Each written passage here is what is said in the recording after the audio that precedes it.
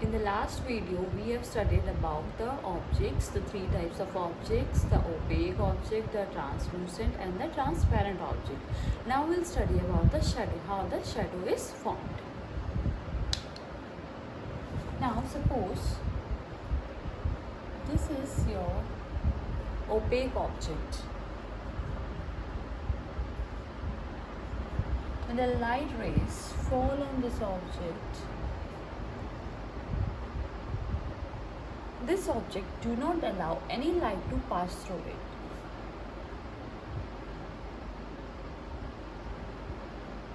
The light rays, they may bounce back. So, here behind this object, there will be a dark color patch formed, and that is known as the shadow. We'll take the other objects also.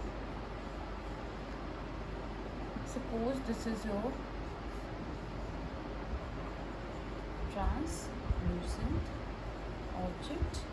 I told you that the translucent object, they allowed some light to pass through them. When the light rays fall on it, some of the light may pass through this object. So the shadow formed here, for the translucent object will be a dull shadow, or you can say it will be a grey in color. Otherwise the shadow is black in color. We'll take other example of transparent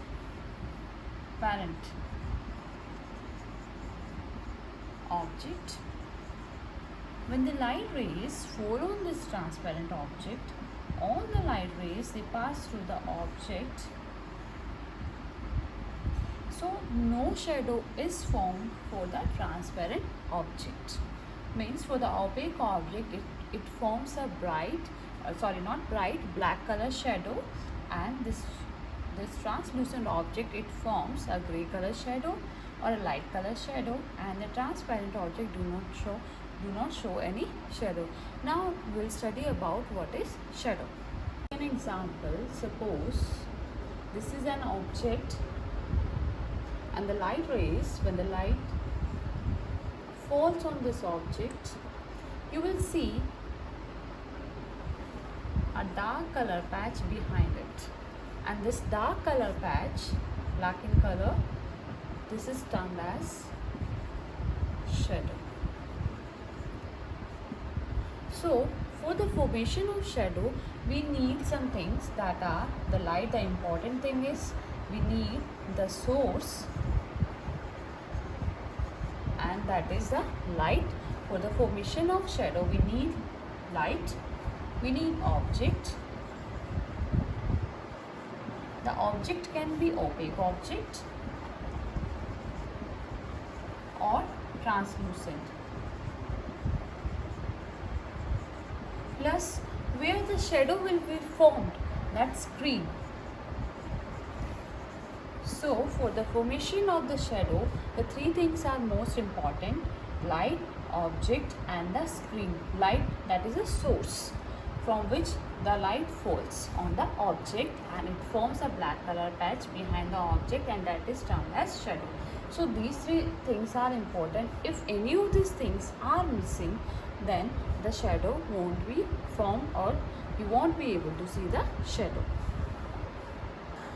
We have studied that for the formation of shadow, we need light, that is the source, the screen where the shadow will be formed, and the object.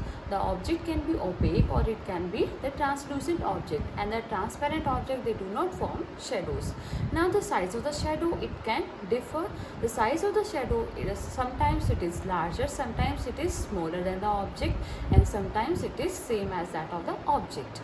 Now the size, when it is larger and smaller, it depends upon the distance between the source of light and the object. When the distance between the source of light and the object is less, the shadow formed will be shorter. And when the distance between the source of light and the object is larger, the shadow formed will be taller. We will study about the pinhole camera. Pinhole camera is a camera without the lens. There is no optical device, but the image is formed in the pinhole camera. pinhole camera is a camera without the lens. There is no lens in the pinhole camera. Well, how you will make the pinhole camera? There are some steps. You will take two rectangular boxes that fit into one another without leaving the gap. There shouldn't be any gap between the two rectangular boxes which you have taken. Now what you will do, make a small hole in the larger box. The outer box you will make a small hole at the center. At the center of the box you will make a small hole of the larger box. In the larger box you will make a small hole at the center. Now make rectangular hole in the, we have taken two boxes.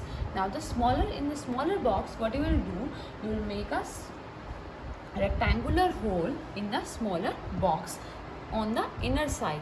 At the inner side you will make a rectangular hole and you will cover that hole with the trace paper. And next is now small hole at the outer side. With a smaller box you will make two holes, one at the inner side and one at the outer side.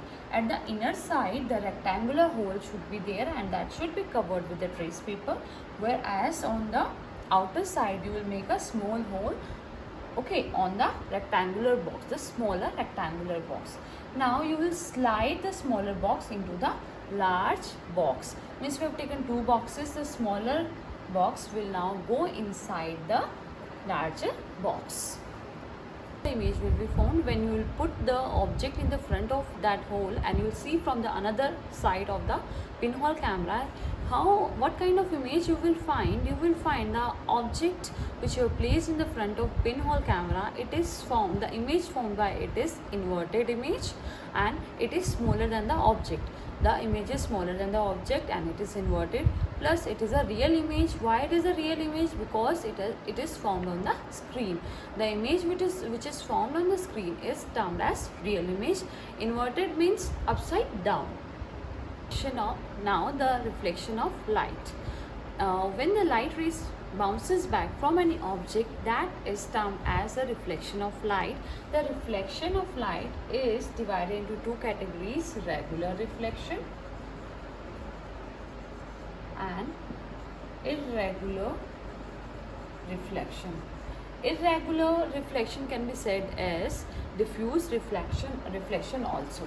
Regular reflection is when the light rays bounces back from the smooth surface, then it is termed as the regular reflection. When the light rays bounces from the irregular surface or the rough surface, then it is termed as irregular reflection or diffuse reflection. Now you can see the two images on the board. There we have a smooth surface, it is a smooth surface, and the rough surface. When the light ray is incident on the smooth surface, now all the light rays, they are coming parallel. When they bounces back, the bouncing back of the light is also in the same way, that is they will be parallel to each other. Means when the light rays falls on a smooth surface, they bounces back and they are parallel to each other, and this is known as your term as a regular reflection. Whereas when the light rays fall on the rough surface, they bounce back, but after bouncing back they are not parallel to each other. They can bounce back in any of the direction because of this rough surface, and this is known as irregular reflection. Now we studied in the reflection that some light rays fall on the object or the surface. These light rays, these rays are known as incident ray.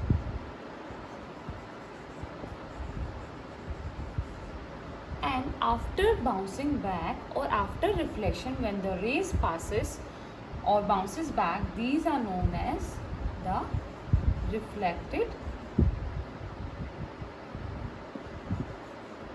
ray. Means the rays which fall on the object, they are termed as incident ray. The rays which bounces back from the object, they are termed as the reflected rays. Is the rectilinear propagation of light. You know that the light travels always in a straight line. The light travels always in a straight line, and that is termed as a rectilinear propagation of light. That is a property of light. The beam. What is beam? When we have more than one ray of light or the light rays traveling together, they are termed as the beam of light.